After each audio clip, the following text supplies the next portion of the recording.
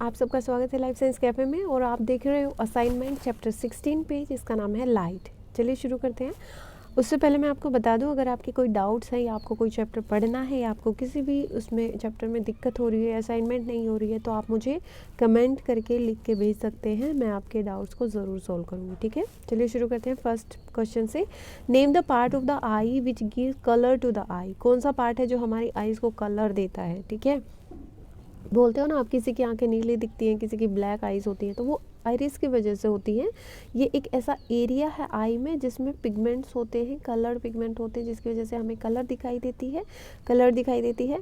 तो ये वाला आइरिस है। देखिए, मैंने इसको आपको अच्छे से क्लियर करने के लिए ये वाला फ़ोटो लगाया है कि ये वाला आइरिस है, इसमें ब्लू दिख रहा है ये वाला हिस्सा, और ये वाला देखिए यहाँ पे ब्राउन सा दिख रहा है, ठीक है। तो ये आइरिस होता है। क्लियर है। सेकेंड क्वेश्चन है आपका, the angle between incident ray reflected ray is 60. what is the value of angle of incidence? ये आपको पता है ना एंगल ऑफ इंसिडेंस क्या होता है। इस क्वेश्चन को समझो उससे पहले आपको लॉ ऑफ रिफ्लेक्शन पता होना चाहिए। लॉ ऑफ रिफ्लेक्शन क्या कहता है कि जब कोई भी लाइट फॉल करती है किसी स्मूथ सरफेस पे, जैसे ये मिरर है, ये स्मूथ सरफेस है, इस पे कोई लाइट फॉल कर रही है, उसको इंसिडेंट रे बोलते हैं। जब ये फॉल करके उसके स्ट्राइक करके वापस आ रही है, उसको रिफ्लेक्टेड रे बोलते हैं, ठीक है। और इन दोनों के बीच का एक नॉर्मल लाइन होती है, उसको नॉर्मल रे बोलते हैं। अब इस नॉर्मल के साथ इंसिडेंट का जो एंगल होता है वो एंगल ऑफ इंसिडेंट होता है। अब इसी नॉर्मल के साथ जो रिफ्लेक्टेड रे का एंगल होता है वो रिफ्लेक्टेड एंगल होता है। तो इनको आई और आर से डिनोट करते हैं, ठीक है। तो ये क्या कह रहा है कि जब उससे स्मूथ सरफेस से टकरा के वो वापस आ जाती है तो angle of reflection is equal to the angle of incident. Also the incident ray, reflected ray and the normal ray lie in the same plane. मतलब सपोज आपके हाथ में एक मिरर है, ठीक है। तो जिस डायरेक्शन से इंसिडेंट आ रही है उसी डायरेक्शन में रिफ्लेक्टेड रे होगी, और उसके बीच की एंगल जो होगी वो नॉर्मल रे होगी, बीच वाली लाइन नॉर्मल रे होगी। तो ये तीनों एक ही प्लेन में है। ऐसा नहीं होगा कि ये अलग अलग प्लेन में होंगी, मतलब ये यहाँ से आ रही है, ये वाली जो है वो नीचे धंस जाएगी और ये वाली कहीं और उबड़ खाबड़ हो जाएगी। ऐसा नहीं होता है, ठीक है। तो इससे आपको क्या समझ में आया कि जब भी कोई लाइन स्ट्राइक करके वापस जाती है तो ये दोनों एंगल बराबर होते हैं। तो इसने क्या कहा है कि जो इंसिडेंट रे है उनके बीच का एंगल है 60, इंसिडेंट रे और रिफ्लेक्टेड का, मतलब इसने ये दोनों बताए हैं, ठीक है। ये 60 है पूरा, तो हम इसने एंगल ऑफ इंसिडेंस बोल दिया। अगर यहाँ पे एंगल ऑफ रिफ्रैक्शन बोल देता, एंगल ऑफ रिफ्लेक्शन क्या हो जाता, ये 30 हो जाता, या एंगल ऑफ इंसिडेंस बोल दिया तो ये भी 30 है, क्योंकि 30 प्लस होके 60 हुए हैं, क्योंकि नॉर्मल रे इनके बिल्कुल बीच में से जाती है। क्लियर है।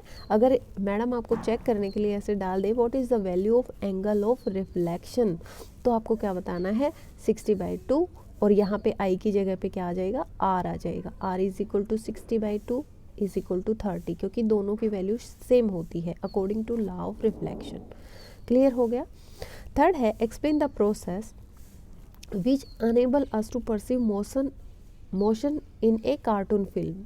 कौन सा प्रोसेस होता है, तो आपने सिर्फ एक वर्ड याद रखना है, परसिस्टेंस ऑफ विजन। इसमें क्या होता है कि जब हमारे सामने ऑब्जेक्ट नहीं होता तब भी हमें उसकी जो रेटिना पे इमेज है वो दिखती है। कितने टाइम के लिए, 1/16 ऑफ ए सेकेंड, एक सेकेंड का 1/16 टाइम है, इतने टाइम के लिए हमें वो इमेज फिर भी हमारी रेटिना पे बनी रहती है। तो ये होता है परसिस्टेंस ऑफ विजन, ठीक है। मतलब हमने कोई चीज़ देख ली, अगर फिर भी हमारे दिमाग में उसकी इमेज रहती है तो उस फिनोमेनन को बोलते हैं परसिस्टेंस ऑफ विजन। और यही होता है कि हम कार्टून फिल्म्स देखते हैं तो हमारे दिमाग में वो इमेज बनी रहती है। ये टाइम भी याद कर लेना, क्योंकि ये कॉम्पिटिटिव एग्ज़ाम्स के लिए बहुत ज़रूरी होता है कि हमें कितनी देर तक वो दिखाई दे सकेगी बाद में। फिर है, write down the parts of the I in the blank spaces shown in the figure. देखिए, फर्स्ट वाला सिलियरी मसल था, ये साइड में जो मसल सी दिखाई देते हैं आपको। फिर सेकंड वाला आइरिस है, जिसकी वजह से हमारी आँख को कलर मिलता है। फिर लेंस है, क्वेश्चन ये आएगा कि आपका कौन सा लेंस होता है आइज़ में, ठीक है। तो देखो, कॉनकेव और कॉन्वेक्स दो तरह के लेंस होते हैं, पहले तो इनको याद करो, ठीक है। जब हम किसी चीज़ पे वैक्स लगा देते हैं, ठीक है, तो वो ऐसे उभरा हुआ हो जाता है। कोई चीज़ अप्लाई कर रहे हैं तो ऑब्वियसली वो सब स्मूथ तो नहीं रहेगा, या फिर ऐसे धंसा हुआ नहीं रहेगा। तो ये क्या होता है, कॉन्वेक्स। तो हमारी आँख भी ऐसे ही उभरी हुई होती है वैक्स की तरह, ठीक है। कॉन्वेक्स हो गया ये लेंस। और कॉनकेव मतलब, केव का मतलब क्या होता है, गुफा होता है, तो ये कॉनकेव होता है। बच्चों को ये दोनों टर्म याद नहीं होती, तो ये वाला याद रखना। आँख में कौन सा लेंस होता है, कॉनकेव लेंस, कॉन्वेक्स लेंस होता है। फिर हमारा फोर्थ वाला है कॉर्निया, ये वाला हमारा कॉर्निया है। फिर रेटिना होता है जहाँ पे हमारी सारी नर्व्स अटैच होती हैं आके। फिर ऑप्टिक नर्व्स जो हमारे ब्रेन तक, हमारे इमेज को जो हमने देखा है वो हमारे ब्रेन को बताती है, ठीक है। क्लियर हो गया ये। इस तरह से ये आप क्वेश्चन कर सकते हो। फिफ्थ वाला है what kind of lens is there in our eye. देखिए वही क्वेश्चन आ गया कि हमारी आँख में कॉन्वेक्स लेंस होता है। अगर आपको आँख को अच्छे से पढ़ना है या उसके पार्ट्स को याद करना है तो इस तरह से आप कर सकते हो। Convex lens that focuses light on the back of the I on a layer called retina. हमारी जो रेटिना होती है, आँख के पीछे एक लेयर होती है, वहाँ पे वो फोकस करती है सारी लाइट्स को, ऐसे करके फोकस कर देती है। As a result it create image of object on retina. इसकी वजह से हमारे जो रेटिना है उसके ऊपर वो इमेज बन जाती है और हमें कोई भी चीज़ दिखाई देती है। फिर है सिक्स वाला question, how does the phenomenon of reflection used in making kaleidoscope. ये नया टॉपिक आपको लग सकता है, लेकिन क्लेडोस्कोप क्या होता है, multiple reflection to form multi beautiful symmetric images. इसमें मतलब आप ये समझ लो कि आपने इस तरह से 3 तरफ से, 4 तरफ से या 5 तरफ से जैसी इमेज आपको बनानी है, वहीं पे आप इमेजेस के लिए मिरर लगा देंगे, ठीक है। यहाँ पे इमेज बनी, फिर इसने रिफ्लेक्ट किया, यहाँ पे बनी, यहाँ पे बनी, यहाँ पे बनी, तो इस तरह से एक सिमेट्री में इमेजेस बनती जाती हैं जो कि बहुत ही ब्यूटीफुल होती हैं, ठीक है।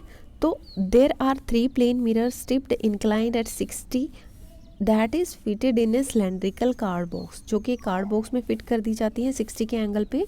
सम coloured pieces of broken bangles और coloured paper bits are placed between the mirror between 2 transparent glass sheets symmetrical images with regular color pattern are produced। इस तरह से क्या होगा, बहुत सारे कलर प्रोड्यूस हो जाते हैं।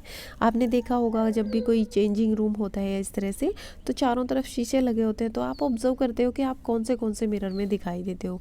तो सपोज़ अगर 60 पे कोई एंगल पे कोई लगा होगा कोई भी मिरर, तो कितनी और भी ज़्यादा ब्यूटीफुल लगेंगी। या फिर कोई किसी और तरीके से अगर हम मिरर्स को लगाएंगे, ये क्लेडोस्कोप होता है इस तरह से, ठीक है। तो आपको सिर्फ इतना ही बताना है कि क्लेडोस्कोप में मल्टीपल रिफ्लेक्शन को देखा जाता है। मिरर्स को इस तरह से लगाया जाता है कि उनके बीच का एंगल जो है 60 होता है, और इसमें ज़्यादा कुछ मुश्किल है नहीं। Thank you for watching life science cafe. अगर आपको अच्छा लगता है तो अपनी फ्रेंड्स के साथ शेयर करें और ज़रूर लाइक करें। Thank you once again.